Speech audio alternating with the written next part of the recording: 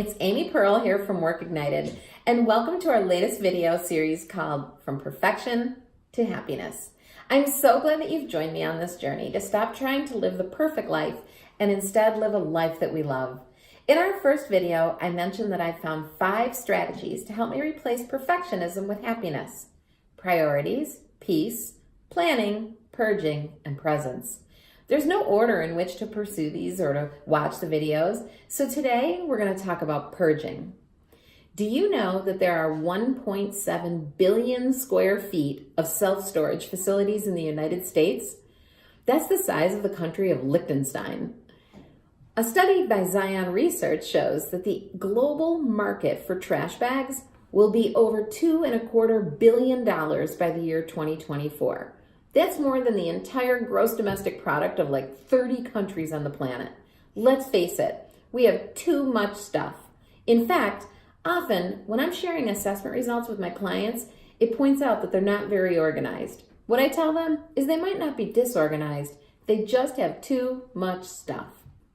Listen, physical clutter is mental clutter. You've probably heard that decluttering is one of the first principles of Feng Shui. Moving out clutter makes way for more energy and more positive change in your life. Go out and buy yourself one of those $2.25 billion worth of trash bags and start filling them up.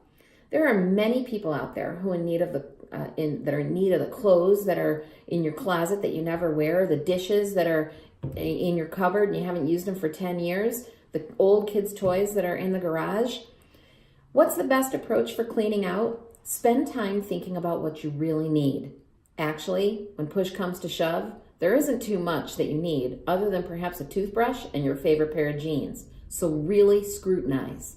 Then, there are probably some sentimental things that you don't want to get rid of, like heirlooms or recipes in your grandmother's handwriting.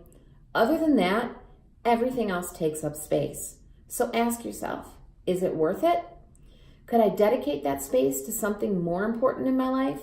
Or could I just enjoy the fullness that truly comes out of that empty space? While we're purging, let's talk about purging toxic relationships. We've all been there. Perhaps it's a business partner who's holding your business back, coworkers that complain endlessly every time you see them, a friend who's stabbed you in the back one too many times, somebody with a volatile temper, people whose jokes you don't appreciate. They make you sad, angry, frustrated, maybe all 3. Sometimes you just have to unfriend them in order to open yourself up to more positive relationships. Let me give you an example. I friended an old friend from college on Facebook. She was also what I would call kind of a strong political activist, but it never really bothered me until the last election cycle. We're totally on different sides of the political aisle, and she vehemently was opposed to my candidate. She posted such nasty things on Facebook that I'd be angry every time I went on to even just look at kids' pictures or what other people were doing.